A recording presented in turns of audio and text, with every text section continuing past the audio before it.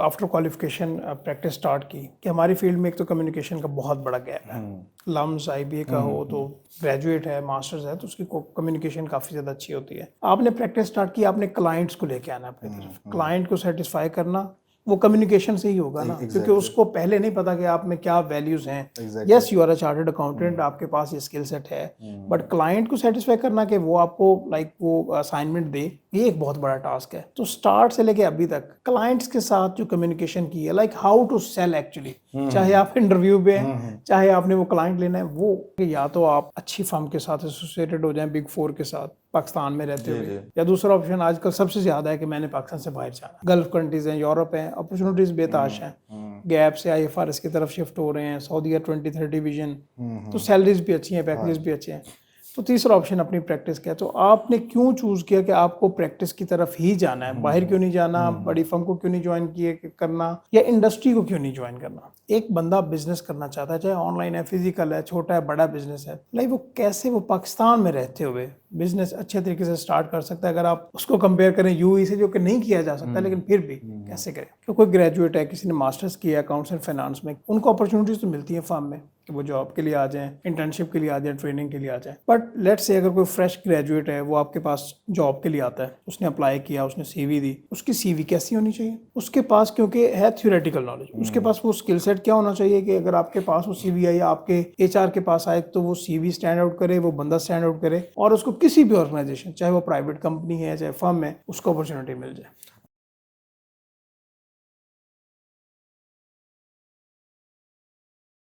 अस्सलाम वालेकुम sir, thank you so much for joining. वालेकुम सलाम, thank you so much for coming. Shahbaz साहब, सबसे पहले तो मैं जानना चाहता हूँ कि अभी तक का आपका सफ़र कैसे रहा और यहाँ तक आप कैसे पहुँचे? अभी तक का सफ़र बड़ा इंटरेस्टिंग है। अगर मैं स्टार्ट से बताऊँ आपको तो मियाँ चन्नू बेसिकली मेरा होम टाउन है। खानेवाल में अरशद नदीम की वजह से भी आप लोग जानते हैं उसे अब। तो वहाँ से ही मैट्रिक भी की वहाँ पे की, अच्छे मार्क्स से, थोड़ा पढ़ने वाला स्टूडेंट था। दैन उसके बाद आईकॉम ज्वाइन किया just for the sake of position in Multan board. मुझे लगता था कि वहाँ पे पोजीशन आ जाएगी। ठीक है। फादर मेरे यही कहते थे कि एफएससी करो यार, तुम पढ़ने वाले हो, एफएससी की तरफ जाओ, यहाँ पर तो मतलब गधे होते हैं, तुम गधों की रेस में घोड़े के तौर पे आ जाओगे। लेकिन मैंने कहा कि नहीं, मैं ना पोजीशन लेना चाहता हूँ। तो ये था कि पोजीशन मुश्किल होती है, काफ़ी स्टूडेंट्स होते हैं थाउजेंड्स में। तो मैंने कहा यार मुझे लग रहा है कि मैं ले लूँगा, तो मैं कर लेता हूँ। दैन अल्हम्दुलिल्लाह मैंने सेकंड पोजीशन वहाँ पे ली। उसके बाद सीए की इतनी अवेयरनेस नहीं थी। एक ड्रीम था सीए करना, बट वो इतनी ज़्यादा अवेयरनेस नहीं थी, और वहाँ से मोस्टली लोग ना लाहौर में बीबीए वगैरह करने के लिए आते थे। ठीक है। That's why I also joined BBA in IBA Punjab university. तो ये मैंने स्टार्ट किया है। अच्छा खासा इसका मेरिट होता है, लेकिन वो मैंने स्टार्ट किया है। तो तब पता चला कि यार पहले बीबीए करोगे तो फिर आपको कुछ एग्जाम्शंस मिलेंगी कैफ की, तो फिर इस तरह करके। तो मैंने सोचा यार अगर 4 साल का मैं बीबीए ऑनर्स करूँ, उसके बाद मैं एग्जाम्शंस लूँ, तो बेहतर नहीं है कि मैं अभी से कैफ भी स्टार्ट करूँ। तो फिर ना मैंने दोनों स्टार्ट कर लिए पैरेलली। तो अल्हम्दुलिल्लाह मैंने वो 4 अटेम्प्ट्स में किया। मुझे याद है मैं स्कैंस में पढ़ता होता था, तो हबीब साहब उधर टीचर हैं माशाल्लाह, बहुत अच्छे टीचर। मैथ से मुझे पर्सनली बड़ी ही नफरत आप समझ लें ये है। तो या मुझे लगता है कि आती नहीं है मुझे, लेकिन उन्होंने बड़ी एफर्ट की। वो मुझे ये कहते होते रहे यार तुम ना 2 किश्तियों के मुसाफिर बने हुए, तुम बीबीए भी कर रहे हो, ये भी, तो एक चीज़ छोड़ दो।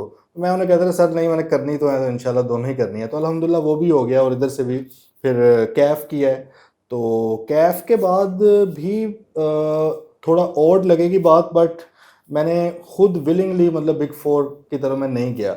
अभी शायद स्टूडेंट्स या कोलीग सुने वो कहें यार ये हमें कह रहा है ये वो, लेकिन मेरा ना शुरू से असल में एक प्लान था कि मैं प्रैक्टिस करूंगा। मुझे किसी अच्छे बंदे ने मशवरा दिया कि यार अगर बिग 4 में जाओगे, तो आप अगर फॉर एग्जाम्पल ऑडिट में गए, तो आप 3.5 साल ऑडिट ही करते रहोगे, आपको कोई और फील्ड नहीं आएगी। और ये चीज़ अब मैं देखता हूँ, जाहिर है जो मेरे कोलीग्स हैं, जो दोस्त हैं, जो उधर से निकले हैं, अगर वो ऑडिट किया तो उन्होंने 3.5 साल ऑडिट किया है। किसी ने टैक्स किया तो उन्होंने फिर भी कोई 1.5 साल ऑडिट किया, 2 साल टैक्स किया है, but they don't know about anything else. उनको नहीं पता कॉर्पोरेट कंप्लायंस क्या है, मतलब इतना प्रैक्टिस का नहीं पता। जॉब के हवाले से ऑब्वियसली बेहतर होंगे, वो एमएनसीज में बैठते हैं, लिस्टेड कंपनीज में बैठते हैं, लेकिन मेरा कोई गोल नहीं था शुरू से जॉब का। मेरा था प्रैक्टिस करनी है, अपना काम करना है। तो जी वहाँ से फिर मैं यूएचवाई फर्म है, अच्छी फर्म है, उसमें चला गया। 2 साल मैंने वहाँ पे लगाया, उसमें भी अच्छा काम किया, एडवाइजरी का काम किया, ऑडिट का काम किया काफ़ी। देन अगेन आई थॉट कि यार अपना मज़ीद ज़्यादा छोटे छोटे लेवल के काम, क्योंकि जब मैं करूँगा स्टार्ट, मैंने किसी फर्म को तो नहीं करना था, ज्वाइन नहीं करना था। ना हमारा एज सच इंडस्ट्रियल बैकग्राउंड, बड़ा एक हम्बल सा बैकग्राउंड है। ठीक है। जॉब्स ही की हैं हमेशा हमारे मतलब पेरेंट्स ने भी और उनके ऊपर भी और भाई वगैरह ने भी, तो ऐसा कोई बिजनेस का था नहीं, तो था ठीक यार है। स्क्रैच से स्टार्ट करना है। तो वो चीज़ें देखूं जो पाकिस्तानी बिजनेसेस को चाहिए। उनको क्या चाहिए, टैक्सेशन के मामला है, उनको क्या चाहिए बुक कीपिंग के, उनको एसएससीपी के मामला चाहिए, उनको ये लेबर लॉज के मामला चाहिए, ईओबीआई के, पैसी के, ये वाले मामला राइट। ये आने चाहिए। तो इसका मतलब है कि आपको जैक ऑफ ऑल ट्रेड बनना चाहिए, जो हम ठीक है। कहते हैं ना अक्सर कि jack of all trade master of none.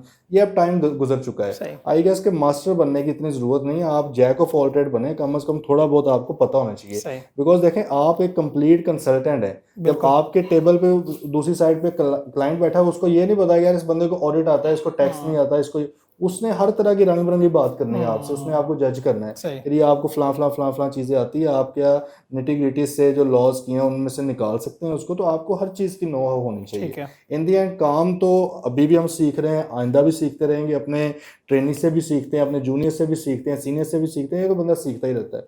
तो खैर वो फिर मैं फर्म में चला गया आमिर शहबाज साहब की, आमिर सलमान रिजवान, वो भी किसी और फर्म के साथ उनका मर्जर हो गया। वहाँ पर मैंने मज़ीद बेहतर काम टैक्स में भी सीखा, कॉर्पोरेट का भी सीखा। देन मेरे आर्टिकल्स एंड हुए थे दिसंबर 2020 में। तो उसके बाद फिर मैंने सोचा कि यार अब टैग नहीं था मेरे पास कोई बड़ी फर्म का, एक टैग लिया जाए। राइट। आप एक बात को ये समझ लें कि अल्लाह का बड़ा ही करम रहा है कि जो मैंने सोचा है ना, अल्लाह ने उसी हिसाब से नवाजा है, सही। उससे भी ज़्यादा नवाजा है। तो मैंने फिर सोचा कि यार आई कैप का अगर टैग मिल जाए बेहतर है। तो क्यूसीआर डिपार्टमेंट है वहाँ पे, क्वालिटी एश्योरेंस डिपार्टमेंट, जो ऑडिट करती हैं, जो मतलब फर्म्स ऑडिट करती हैं उनका ऑडिट करता है। अक्सर वो मीम हम देख रहे होते हैं, हु ऑडिट्स द ऑडिटर्स, सही है, ठीक तो है। वो आई कैप है जी, वो जो करता है। जी। तो मैंने वहाँ पर वो किया, उसमें बड़ी बड़ी फर्म्स के भी हमने क्यूसीआर किए, जो कि मुझे बाद में अपनी फर्म के लिए फ़ायदा हुआ अल्हम्दुलिल्लाह। मैंने बड़ा टाइमली क्यूसीआर करवा लिया अपनी फर्म का। तो खैर मैंने 6 माह वहाँ पे लगाए थे। कोविड अटैम्प्ट की वजह से एक अटैम्प्ट नहीं हुई, पेपर नहीं हुए, for what ever the reason.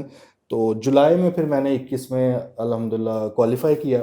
और ये भी एक इंटरेस्टिंग सी बात है कि टाइम है तो मैं थोड़ा सा उसको ऐड करता हूँ। जुलाई 21 में 19 जुलाई को रिजल्ट आना था। तो 3 जुलाई को जाके मैं, क्योंकि कॉन्ट्रैक्ट पे था आई कैप के साथ, तो मैंने उनको नोटिस दे दिया। मैं कहा सर मैं ना क्वालिफाई कर रहा हूँ 15 दिन बाद, ठीक है। तो मैं रिज़ाइन कर रहा हूँ। सही। क्योंकि उस और मैं एएम की पोजीशन में था, सैलरी कम थी। मैंने कहा जैसे ही मैंने मैनेजर बनना है तो आप लोगों ने मुझे सैलरी भी दे देनी, गाड़ी भी दे देनी, ये वो मेरा प्रैक्टिस का मूड है, तो ठीक मैं है। मेरे लिए निकलना मुश्किल हो जाएगा। खैर वो उन बहुत अच्छे सीनियर्स थे, उनके साथ बड़ा अच्छा मेरा टाइम गुजरा। उन्होंने बड़ा कहा कि यार नहीं आप रुके हैं, ये वो। मैंने कहा नहीं सर, मेरा ना ज़हन ही शुरू से प्रैक्टिस का है। ठीक है। तो मैं फिर खैर वहाँ से फिर निकला। वो आप समझे थोड़ा ओवर कॉन्फिडेंट आप उसे कह लें या कॉन्फिडेंस कह लें, बट वो क्वालिफाई हो गया मेरा उसी टाइम में। तो अल्हम्दुलिल्लाह उसी के बाद फिर मैंने अपनी फर्म स्टार्ट की। पहले स्टार्ट की थी शहबाज सईदन को सोल प्रोप्राइटरी के तौर पे। मैंने अल्हम्दुलिल्लाह स्ट्रगलिंग फेज था बहुत ज़्यादा उसमें, क्योंकि अगेन बात वही, इंडस्ट्रियल बैकग्राउंड नहीं था, कोई रेफरेंसेस नहीं थे एज सच, खुद ही जान मारते थे एक एक बंदा जिससे शायद हम कभी सलाम भी नहीं लेते थे अपने जवानी के टाइम पे। अभी भी जवानी का टाइम है वैसे, तो उनको भी तरले किए कि यार आप मिलें, उनको बताया कि हम क्या करते हैं। ठीक है। तो मतलब बहुत ज़्यादा स्ट्रगलिंग फेज था, अभी भी है, लेकिन स्ट्रगल तो आई गेस सारी ज़िंदगी होनी चाहिए। बट वो एक टाइम मुश्किल था। बड़े लोगों ने डीमोटिवेट भी किया कि यार पहले 2 साल तुम जॉब कर लेते, किचन मनी बना लेते, उसके ठीक बाद है। तुम करते स्टार्ट। इवन आप ये समझें कि जैसे ही मैंने जॉब छोड़ी है, तो उस वक्त ही मेरी भी शादी थी। ठीक है, सब कुछ पहले से प्लान था, मेरे भाई की शादी थी, तो सारा कुछ था, खर्चे थे। हम मियाँ जम से लाहौर शिफ्ट हो रहे थे। एक बहुत मुश्किल टाइम था, लेकिन अल्हम्दुलिल्लाह फैमिली ने सपोर्ट किया। उन्होंने कहा यार जो दिल करता है ना तुम वो करो ठीक जिसमें है। खुश हो। तो अल्लाह का शुक्र है फिर आज बेहतर पोजीशन में है। अच्छा ये बताइएगा कि राइट आफ्टर क्वालिफिकेशन जी एक्चुअली जी 2-3 ऑप्शंस जी होते जी। हैं, क्योंकि मुझे पता है कि आप टीचिंग भी करते हैं, हम्म कॉलेज के साथ भी एफिलेटेड रहे हैं, अभी खुद हम्म भी आप हम्म पढ़ाते हैं, हम्म तो साथ आपकी प्रैक्टिस भी आपने फर्म बनाई। हम्म 2-3 ऑप्शन इस तरह से होते हैं कि या तो आप अच्छी फर्म के साथ एसोसिएटेड हो जाएं, बिग 4 के साथ पाकिस्तान में रहते जी हुए, जी। या दूसरा ऑप्शन आजकल सबसे ज़्यादा है कि मैंने पाकिस्तान से बाहर जाना है। हम्म गल्फ कंट्रीज़ हैं, यूरोप हैं, अपॉर्चुनिटीज़ बेताश हैं, गैप से आईएफआरएस की तरफ शिफ्ट हो रहे हैं, सऊदीया 2030 विजन, तो सैलरीज भी अच्छी हैं, पैकेजेस भी अच्छे हैं। तो तीसरा ऑप्शन अपनी प्रैक्टिस का है। तो आपने क्यों चूज़ किया कि आपको प्रैक्टिस की तरफ ही जाना है, बाहर क्यों नहीं जाना, बड़ी फर्म को क्यों नहीं ज्वाइन किए करना, या इंडस्ट्री को क्यों नहीं ज्वाइन करना? हाँ, बड़ा इंटरेस्टिंग क्वेश्चन है आपका। और मोस्टली स्टूडेंट्स जो हैं या हमारे कोलीग्स हैं वो जॉब्स की तरफ जा रहे होते हैं। आजकल तो खैर ट्रेंड है बाहर, सही। जिसका दाव लग रहा है ना वो कहता है बाहर मैं निकल राइट। जाऊं। अच्छा, मेरा ना थोड़ा सा फंडामेंटल एक डिफरेंस है ऐसी थिंकिंग के साथ बाहर जाने से, एज ऑफ नाउ एटलीस्ट, ठीक है। कि मुझे अब ये शायद बात कई लोगों को ना भी हजम हो या सही ना भी लगे, बट मेरा ये था कि मैं ना बड़ा, मुझे लगता है कि ओवर पेट्रियाटिक हूँ। तो मुझे था कि यार पाकिस्तान ने बड़ा इन्वेस्ट किया हमारे ऊपर, मतलब कि हम एक छोटे सिटी से उठ के आए हैं। मैं हॉस्टलाइट था, जाहिर है 8-10 साल में उस हिसाब से रहा हूँ। अब तो खैर अल्हम्दुलिल्लाह फैमिली भी शिफ्ट हो गई है। तो मतलब है कि बड़ा स्ट्रगल हमने की है, पाकिस्तान ने भी हमारे ऊपर इन्वेस्ट किया। अब जब हमारा टाइम आया है गिव बैक का, सोसाइटी को वापस देने का, तो ये क्या तरीका है कि मैं बाहर जाके सिर्फ फॉरेन रेमिटेंस भेजता रहूँ?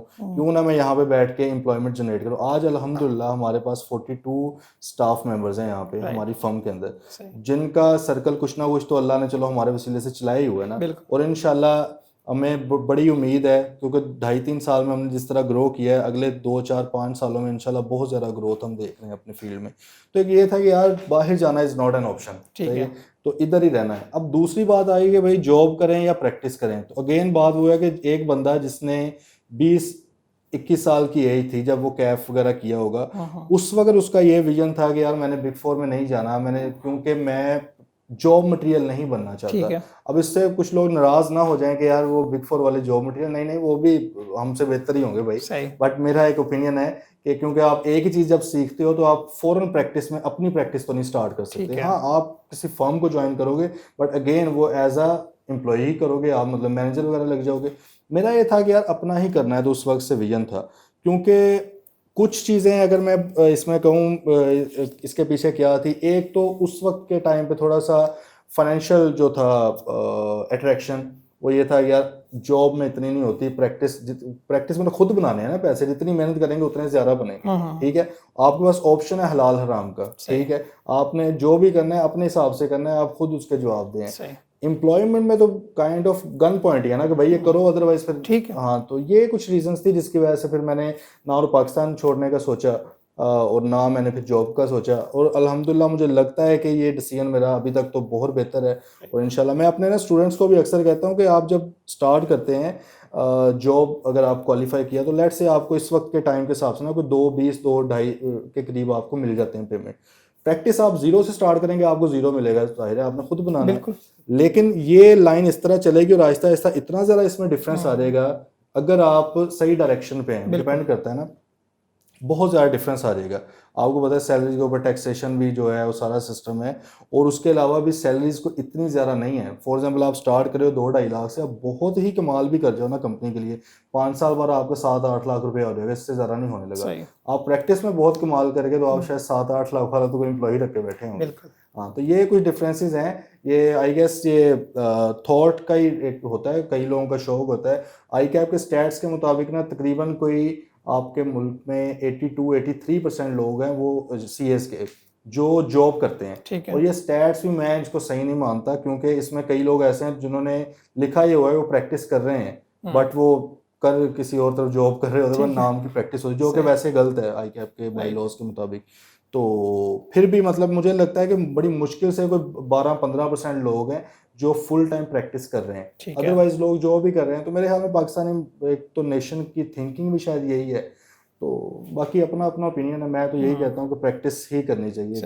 अच्छा, अक्सर ये भी हमें सुनने को मिलता है कि टीचिंग में काफ़ी पैसा है, और काफ़ी मैं लोगों को जानता हूँ और आपको भी पता होगा जो कि फुल टाइम टीचिंग को लेके चल रहे हैं एज अ कैरियर। तो आपने क्यों नहीं सोचा कि आप, क्योंकि आप पार्ट टाइम टीचिंग भी करते हैं, तो चलें जी टीचिंग को आगे लेके बढ़ते हैं, या वो आप कहते हैं कि वो साइड हसल है, आपका शौक है, उसको आप कैसे एड्रेस करेंगे? अच्छा, पहले तो मैं ये थोड़ा आपको बताता हूँ मैंने टीचिंग की मैं करता क्यों हूँ। एक तो पैशन है, शौक है मुझे, ठीक है। आज चलें बाकी भी इसके जाविये सारे बता देता हूँ। एक तो शौक है, फादर मेरे टीचर हैं, भाई मेरे ने काफ़ी टीचिंग की है, तो मुझे भी एक शौक था, शायद जीन्स में था कि यार पढ़ाऊँ, और मुझे लगता है कि शायद मैं बेहतर पढ़ा लेता हूँ, तो कोशिश कर रहे हैं अभी स्टूडेंट्स के लिए। दूसरा ये था कि मैंने इसको क्यों नहीं मैं लेकर गया फुल टाइम का। देखें, मेरा तो शौक ही हमेशा से ये रहा है कि मैंने प्रैक्टिस करनी है, ठीक है, एक अच्छा कंसल्टेंट बनना है, मैंने बिजनेसेस को ग्रो करवाना है, बिजनेसेस के लिए काम करना है। मेरा एक अपना शौक है यार, एक पाकिस्तान लेवल की फर्म है वो भी इंटरनेशनल जाए। हम इंटरनेशनल फर्म्स की एफिलिएशन तो लेते हैं, ठीक है इंशाल्लाह आप लोग ये देखेंगे, आप अल्लाह सबको ज़िंदगी दे, इंशाल्लाह 8-10 साल तक इंशाल्लाह इस फर्म का, शहबाज नारायण को का इंटरनेशनली भी नाम होगा इंशाल्लाह। अच्छा इंशाल्लाह खासा हमारा बहुत लंबा विजन है, हम बहुत ज़्यादा सोच रहे हैं, होराइजन हमारा बहुत क्लियर है अब हमारे लिए, तो इंशाल्लाह इंटरनेशनली भी इसको लेकर जाना है।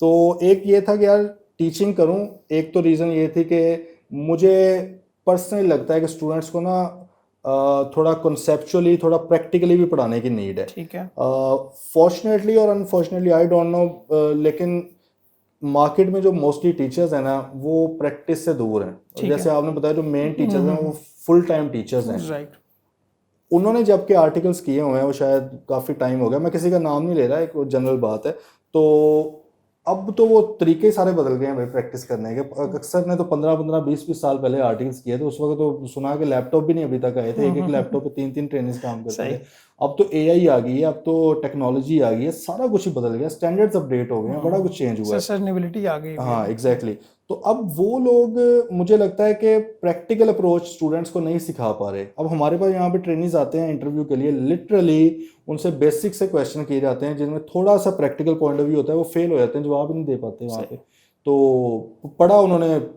तगड़े टीचर से होता है, ठीक है, ऑडिट है, टैक्स है, वट तो वो अच्छे टीचर से पढ़ के आते हैं जिनका नाम है, जिनसे शायद हमने भी अपने टाइम में पढ़ा हुआ है। सही लेकिन तो मुझे ये लगता रहा कि यार एक तो ना शायद इस सेंस में भी नीड है कि थोड़ा सा इनको प्रैक्टिकल एक्सपोजर भी दिया जाए। तो मेरी पूरी कोशिश होती है जब मैं पढ़ाता भी हूँ तो वहाँ पर अगर ऑडिट है तो ऑडिट करके भी दिखाते हैं हम ठीक उनको, है वर्किंग पेपर्स भी हम शेयर करते हैं, भाई राइट असल ऑडिट डॉक्यूमेंटेशन सही ये है, ठीक है। अगर मैं कंपनी लॉ पढ़ा रहा हूँ तो कंपनीज रजिस्टर करना मैं सिखाता हूँ, मैंने राइट पिछले सेशन में भी सिखाया, इस बार भी सिखाऊंगा। उन्हें भाई पता हो कि असल में क्या है, और अगर कोई साइड असल करना चाहता है एज अ स्टूडेंट ही तो वो कंपनी रजिस्टर कर सकते हैं। आपको पता है फेसबुक पे ऐड आ रहे होते हैं 5,000 10,000 में, बिल्कुल तो यार ये लोग भी तो कर सकते हैं ना, तो इनको क्या मसला है, ये भी कर सकते हैं। और क्योंकि वो अगेन बात ये है कि हो सकता है कि कल आर्टिकल्स में जब ये लोग जाएं इन्हें सब फील्ड सीखने को ना मिले, फर्म पे डिपेंड करता है ना कि सही किस तरह की है। तो मेरे ख्याल में एक प्रैक्टिकल एक्सपोजर है। और एक रीज़न और थी कि यार टीचिंग करने की, कि ये मैं ना अपने स्टूडेंट्स को हमेशा कहता हूँ कि आप स्टूडेंट्स नहीं हो मेरे, आप लोग ना मेरे फ्यूचर कोलीग्स हो। आप लोगों ने इंशाल्लाह 4-5 साल बाद सीए बन जाना है, बिल्कुल ठीक है। आप लोग सीए बनोगे, आप हो सकता है मेरे साथ ही काम कर रहे हो, हम किसी ना किसी तरह मिलकर काम कर रहे हो, आप मेरे लिए बिजनेस डेवलप कर रहे हो, मैं आप लोगों के लिए बिजनेस बना रहा हूँ। तो ये तो प्रोफेशनल डिग्री है ना, प्रोफेशनल क्वालिफिकेशन है, बच्चे नहीं है। मैंने कभी बच्चा भी नहीं बोलता इनको, सही वो एक होती है ना टीचर को कहने की, बच्चे नहीं है यार, ये प्रोफेशनल्स हैं, ठीक है। तो इंशाल्लाह फ्यूचर में ये लोग हमारी भी हेल्प करेंगे, हम इनकी भी करेंगे। तो ये है कि बस एक इनके साथ इन टच रहने का एक है, बाकी अल्हम्दुलिल्लाह प्रैक्टिस अल्लाह का बड़ा शुक्र है कि बहुत अच्छी चल रही है, तो इसी से खुश हैं भाई। सही अच्छा सर मैं आपसे ये जानना चाहता हूँ कि आपने आफ्टर क्वालिफिकेशन प्रैक्टिस स्टार्ट की, लेकिन जो बातें मैंने नोट की, maybe I am wrong, कि हमारी फील्ड में एक तो कम्युनिकेशन का बहुत बड़ा गैप है। लम्स आईबीए का हो तो ग्रेजुएट है, मास्टर्स है, तो उसकी कम्युनिकेशन काफ़ी ज़्यादा अच्छी होती है। आपने प्रैक्टिस स्टार्ट की, आपने क्लाइंट्स को लेके आना अपनी तरफ, क्लाइंट को सेटिस्फाई करना, वो कम्युनिकेशन से ही होगा ना, क्योंकि उसको पहले नहीं पता कि आप में क्या वैल्यूज़ हैं। Yes you are a chartered accountant, आपके पास ये स्किल सेट है, बट क्लाइंट को सेटिस्फाई करना कि वो आपको लाइक वो असाइनमेंट दे, ये एक बहुत बड़ा टास्क है। तो स्टार्ट से लेके अभी तक क्लाइंट्स के साथ जो कम्युनिकेशन की है, like how to sell actually, चाहे आप इंटरव्यू पे हैं, चाहे आपने वो क्लाइंट लेना है, वो इसके ऊपर मैं आपसे जानना। अच्छा, ये ना आपने बड़ा एक अच्छा क्वेश्चन किया है, और I guess need of the hour है किसी भी बिजनेस की अगर बात की जाए, स्पेशली कंसल्टेंसी की अगर बात की जाए। तो देखें कंसल्टेंसी के अंदर या कोई भी बिजनेस है, आपने बेसिकली बताना है अपने क्लाइंट को कि मैं क्या वैल्यू ऐड कर रहा हूँ आपके लिए। अगर आपको सारी चीज़ें आती हैं, आप बहुत एक्सपर्ट हैं, लेकिन आप कन्वे ही नहीं कर पा रहे कि आप एक्सपर्ट हैं, तो क्या चीज़ का फ़ायदा उसका। तो कम्युनिकेशन बड़ी ज़्यादा मैटर करती है इसमें। देखिए सबसे ज़्यादा इंपॉर्टेंट तो ये है कि आप one size fits for all, वो उस फॉर्मूला पे आप ना चलें, ठीक है। या आप समझें यार एक ही तरह से मैं बात करूँ हर बंदे से, हमेशा अपनी ऑडियंस को असेस करें, ऑडियंस किस तरह की है, आपका जो क्लाइंट है वो किस तरह का, उसकी नीड्स किस तरह की है, वो एजुकेटेड है या लेस एजुकेटेड है, ठीक है उसको अपनी नीड के बारे में कितनी इन्फॉर्मेशन है, कितना वेल इन्फॉर्म्ड है, ये बड़ा मैटर करता है। आप ये मैं आपको बल्कि थोड़ा उसका आइडिया देता हूँ कि हम लोग जो इंटरनेशनल क्लाइंट्स के साथ काम करते हैं, यूएसए, कनाडा, यूके के, वो बहुत ज़्यादा वेल इन्फॉर्म्ड होते हैं as compared to Pakistani clients. Right उनको बड़ा पता होता है, वो होमवर्क करके आते हैं, उनको रेशोज का, फॉर एग्जांपल अगर उन्होंने फाइनेंशियल मॉडलिंग पे बात की, उनको रेशोज का पता है भाई, उनको प्रोजेक्शंस का पता है, उनको पता है assumptions क्या होती हैं। हमारे यहाँ पे वो नहीं पता। लेकिन अब क्या मैं उनसे बात करते हुए भी same tone, same language, same jargon use करूं, इनसे भी वो सेम करूं? ये पॉसिबल नहीं है। ठीक है। तो दोनों के लिए फिजिबल नहीं, वो क्लाइंट हाथ से निकल जाएगा। हाँ। तो एक चीज होती है, हम अक्सर कहते हैं इंटेलिजेंस क्या है। इंटेलिजेंस होती है कि राइट टाइम पे राइट इन्फॉर्मेशन को इस्तेमाल करें। राइट। फॉर एग्जाम्पल मेरे पास कई बार एक क्लाइंट आता है, बिल्कुल आप समझ लें कि देसी है बंदा, पंजाबी बोलता है, ठीक है, और फुल पंजाबी में वो बंदा बात कर, अब मैं उस पर अपना एक्स डालने के लिए इंग्लिश में, उर्दू में करने लग जाऊं, वो भी अनकंफर्टेबल हो जाएगा। वो ठीक कहेगा है। यार ये मेरे लेवल पे ही नहीं आ रहा है बंदा, सही। ठीक है। तो मुझे फिर उस हिसाब से, लेट्स से अगर पंजाबी में मुझे उसी की टर्म्स में बात करनी पड़ती है, उसी की एग्जांपल्स देनी पड़ती हैं। जैसे आप देख लें, अगर मैं टीचिंग कर रहा हूँ तो स्टूडेंट को स्टूडेंट के लेवल पर जाकर बताना पड़ेगा ना। स्टूडेंट को अगर ऊपर की मैं बातें करूँ प्रोफेशनल्स वाली, तो वो तो नहीं होगी, सही। और प्रोफेशनल्स के साथ है तो उस तरह करना पड़ेगा। तो ये कुछ चीज़ें हैं कि आपने ना सबसे पहले नीड को पकड़ना है कि भाई नीड क्या है मेरे क्लाइंट की या मेरे कस्टमर की, उस हवाले से बात करें, और जो चीज़ उसको चाहिए वो सबसे पहले टॉप पे उसको बताएं।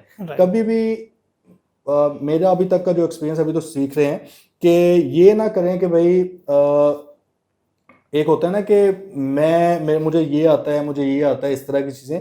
आप उसको कोशिश करें कि मैं आपके लिए क्या कर सकता हूँ, प्रॉब्लम क्या हाँ, सॉल्व कर प्रॉब्लम उसकी सॉल्व करके। आप पहले आमतौर पे, जैसे आजकल ऑनलाइन वर्किंग भी चल रही है, अपवर्क वगैरह के भी प्रपोजल वगैरह भी लोग सबमिट करते हैं, उनमें भी यही होता है कि भाई आप सबसे पहले 2-3 लाइंस में बता रहे हैं कि हम आपकी प्रॉब्लम को कैसे सॉल्व करेंगे। वो बंदा आपकी कहानियां सुनने नहीं बैठा होगा, मैं चार्टर्ड अकाउंटेंट है, वो है, वो उसे पता है, तो वो तब आपके पास आया है, ऑब्वियसली वो ऑलरेडी पता है उसको। अब आपने ये करना है कि भाई क्या आपको उसकी प्रॉब्लम सॉल्व करने का कोई तरीका पता है? तो ये सर कम्युनिकेशन है। आपको ओरल कम्युनिकेशन आपकी बेहतर होनी चाहिए, रिटर्न कम्युनिकेशन बेहतर होनी चाहिए।